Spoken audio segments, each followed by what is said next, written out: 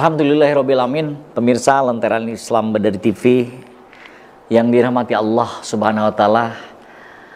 Tentunya masih bersama saya Darka Ortega dan Ustadz Jaka Suara. Kita masih membahas tema yaitu bahaya istidraj. Sudah banyak yang disampaikan oleh Ustadz Jaka Suara tentang istidraj ini, banyak sekali tentang berlimpahnya harta, tidak pernah beribadah, dan juga rezekinya lancar tapi tidak pernah beribadah, dan itu dikaitkan tadi dengan adalah stempel dari Allah istidraj itu. Dan juga banyak orang-orang, mungkin saudara-saudara kita, mudah-mudahan saya sih berharap cepat kembali ya, ketika menginginkan ketika populer, menjadi seorang yang diidolakan, seorang yang dihormati. Ingat bahwa adalah pangkat jabatan itu hanya di dunia. Tetap saya berharap, ayo kita berintrospeksi diri agar kita bukan termasuk golongan orang-orang yang istidraj. Baik Ustadz, mungkin ada lagi selain daripada tadi yang disampaikan bahayanya istidraj itu. Tafadhol. Baik, yang kita khawatirkan adalah bahaya yang awal tadi sudah kita katakan. Bahayanya tidak sempat untuk melakukan taubat karena dia terlena. Orang yang tidak sempat untuk melakukan taubat, pastinya dia ada di dalam kerugian. Karena di dalam satu istighfarnya Nabi Adam alaihissalam, Rabbana ya Rabbana zolamna anfusana wa illam tagfir lana wa tarhamna lanakunanna minal khasirin. Rabbana ya Allah, zolamna anfusana, kami telah menjolim diri kami. Andai kata engkau tidak mengampuni dosa kami, maka kami akan menjadi golongan orang-orang yang rugi. Sudah jelas orang yang diistidrajkan oleh Allah Subhanahu wa Ta'ala, dibiarkan oleh Allah di dalam penggaliman harta tapi dia tidak ibadah kepada Allah, itu istidraj. Dia menjadi lupa diri karena hubbud dunya, cinta kepada dunia, seolah-olah hidup akan selamanya, lupa taubat kepada Allah.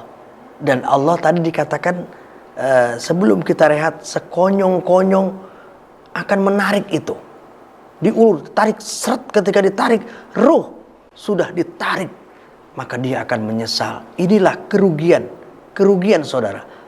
Maka dari itu, apa sih fungsi kita? Introspeksi diri kita terhadap harta kita, pengaruh kita, jabatan kita. Apakah kita ini istidraj atau tidak? Nah, ketika kita itu istidraj, maka kita harus bandingkan dengan kerugian apa yang akan saya ambil ketika terus-terusan saya berada di istidraj ini. Salah satunya adalah taubat kita tidak terlaksana karena terus-terusan. Lalu yang kedua adalah bahaya daripada istidraj itu adalah membuat hati orang itu menjadi keras. Fi qulubihim maradun fazadahumullahu marada. Satu penyakit, hati yang keras, tidak mau menerima nasihat, kebenaran, ditentang terus. Allah buat apa agama, buat apa aturan? Toh saya sudah enak sekarang tanpa aturan, tanpa mengikuti prosedur-prosedur yang baik di dalam Al-Quran dan bernegara. Saya udah enak kok. Nah, hati yang keras ini adalah satu penyakit di mana tidak ada hidayah dari Allah Subhanahu wa Ta'ala. Allah sudah mengecap menjadi istidraj.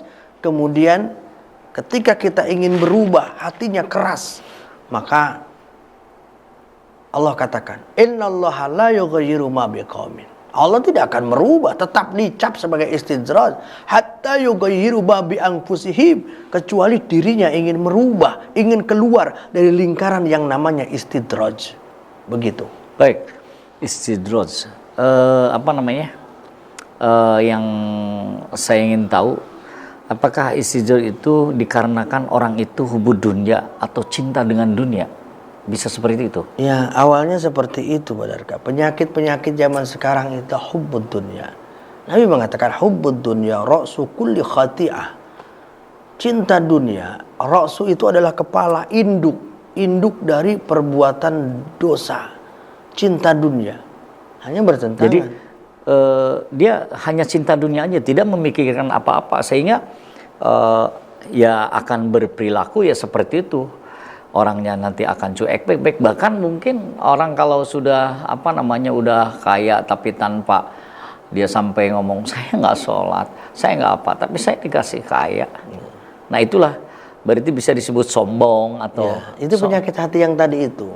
Jadi orang-orang yang diberikan istidraj oleh Allah Subhanahu wa taala selain lambat di dalam melakukan taubat karena terlena hubud dunia, yang kedua tadi itu adalah memiliki hati yang keras, hati yang sakit. Jadi dia seolah-olah sombong. Yang dikatakan tadi, saya tidak sholat, saya tidak zakat, apaan? Nah, itu yang sholat kan nggak kaya seperti saya. Nah, itu kesombongan itu dari penyakit hati. Inna fil jasadi mudghah. Di dalam diri manusia ada segumpal darah. Hatinya itu sudah keras. Segumpal darah itu adalah hati. Maka istidraj itu adalah sesuatu hal yang harus kita jauhi seperti itu. Tapi bisa disebut istidraj nggak ini? Orang ini kaya nih. Dia nggak ibadah nih, nggak sholat, tapi baik dengan orang lain gitu. Saya mau nggak sholat nggak apa-apa, yang penting saya baik dengan orang lain gitu. Bagaimana nih Ustadz? Baik, lihat baiknya itu seapa gitu ya. Ya maksudnya misalnya ke anak yatim gitu, tapi dia tidak sholat gitu kan, dia kaya gitu. Apa itu juga disebut istidraj apa enggak nih? Ya, kalau kaitan dengan harta itu adalah satu nilai ketakwaan, yang kedua adalah sodakoh. Sodakoh akan membuat harta kita menjadi berkah. Ya, nilai sodakohnya berkah, tapi dia tidak melaksanakan nilai-nilai ketakwaan. Begitu. Jadi ada sebagian orang ketika orang udah diidolakan, dia berhasil, dia sampai booming lah. Tetapi dia tidak melaksanakan sholat, tapi dia bagus, bisa berbagi kemana-mana gitu, ke panti asuhan, nah seperti itu, Ustaz. Dan Rasulullah SAW bersabda, dari nilai-nilai takwa semacam sedekah, sholat dan lainnya, mana yang lebih afdal? Ternyata yang nanti akan dihisab yang paling akhir itu awwalu ma yuhasabu bil abdu yaumal qiyamah as-shalah. Jadi sholat dulu, sedekah dulu. Makanya ketika kita masuk di Islam, perintahkan oleh Allah, ya ayyuhalladzina amanu tubu ilallahi taubatan nasuha, taubat. Kemudian ketika kita ingin merubah diri kita menjadi lebih baik lagi, maka taubat nasuha itulah salah satu daripada kaitan-kaitan yang harus dilakukan oleh orang yang kena istidraj. Baik, Masya Allah. Itu tadi pemirsa apa yang disampaikan oleh Ustadz Jaka, ini pencerahan yang sangat luar biasa. Namun sayang sekali kita dibatasi oleh waktu. Kita juga harus berpamitan.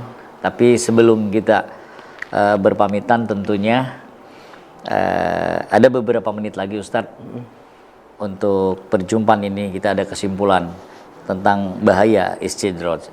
Tafadhol. Baik.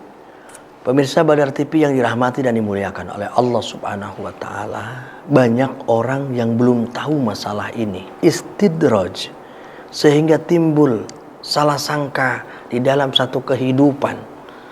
Bahkan kita menyalahkan aturan Al-Qur'an yang mengatakan wa may yattaqillaha yaj'al lahu makhraja wa yarzuqhu min haitsu la yahtasib. Orang yang bertakwa ini akan diberikan rezeki yang melimpah ruah dari mana saja jalannya.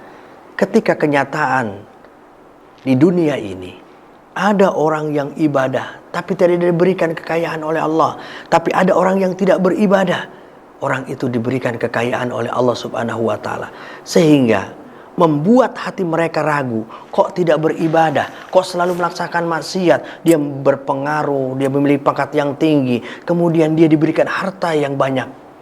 Maka camkan oleh kita semua, ketika ada manusia yang tidak beribadah, bahkan berbuat maksiat, diberikan oleh Allah anugerah yang besar, harta kekayaan, maka ini adalah istidraj. Allah memberikan kepada orang-orang yang ingkar kepada Allah. Walladzina kadzabu bi ayatina sanastadrijuhum min haitsu la ya'lamun. Allah akan memberikan istidraj ini kepada orang-orang yang kadzabu bi ayatina, yang lari dari hukum Al-Quran. Maka kerugian akan didapat ketika kita introspeksi diri bahwa diri kita ini sedang diberikan istidraj oleh Allah. Apa kerugiannya? Bahwa kita lalai terhadap taubat kepada Allah karena hubbud dunya, tahu-tahu ditarik oleh Allah, diambil ruh oleh malakul maut, dan sementara dia belum bertobat kepada Allah. Yang kedua, kerugiannya adalah hatinya menjadi keras, tidak masuk nasihat-nasihat Allah, yang ada nilai kesombongan di dalam dirinya, memamer-mamerkan kekayaan, kemampuan. Lihatlah aku tidak beribadah, selalu maksiat, tapi Allah berikan kehebatan, pengaruh yang tinggi, jabatan yang tinggi, dan juga kekayaan yang melimpah. Aku tidak ibadah. Hati yang sombong, hati yang keras, semuanya itu sumber-sumber daripada orang-orang yang rugi. Maka pemirsa yang dirahmati dan dimuliakan oleh Allah Subhanahu wa taala, jangan iri kepada orang yang tidak beribadah kemudian Allah berikan harta kekayaan. Bisa saja itu adalah istidraj. Jangan pesimis ketika orang yang beribadah tidak diberikan harta melimpah oleh Allah, tapi harta yang seyogianya adalah harta yang berkah, yang ziyadatul khair, selalu bertambah nilai-nilai kebaikan. Baik, syukron kasiron, terima kasih banyak Ustadz. Sama. Mudah-mudahan apa yang disampaikan pada pertemuan kali ini tentunya menjadi sebuah pencerahan untuk Amin, kita ya semua. Allah. Dan saya berdoa mudah-mudahan Ustadz selalu sehat, Amin ya Allah. panjang umur, ilmunya tambah barokah. Amin, Ustadz. ya Allah. Baik pemirsa, sampai di sini dulu perjumpaan kita. Insya Allah kita akan bertemu kembali tentunya dengan tema yang lain. Namun sebelum mengakhiri, saya menginformasikan kepada pemirsa, terus jaga protokol kesehatan, gunakan masker, cuci tangan di air yang mengalir, tentunya dengan menggunakan sabun sesering mungkin, dan hindari kerumunan. Demikian, kesempurnaan dan kebenaran hanya milik Allah Subhanahu wa taala. Kesalahan yang tentunya keluar dari mulut saya mohon dimaafkan. Wabillahi taufiq wal hidayah. Wassalamualaikum warahmatullahi wabarakatuh.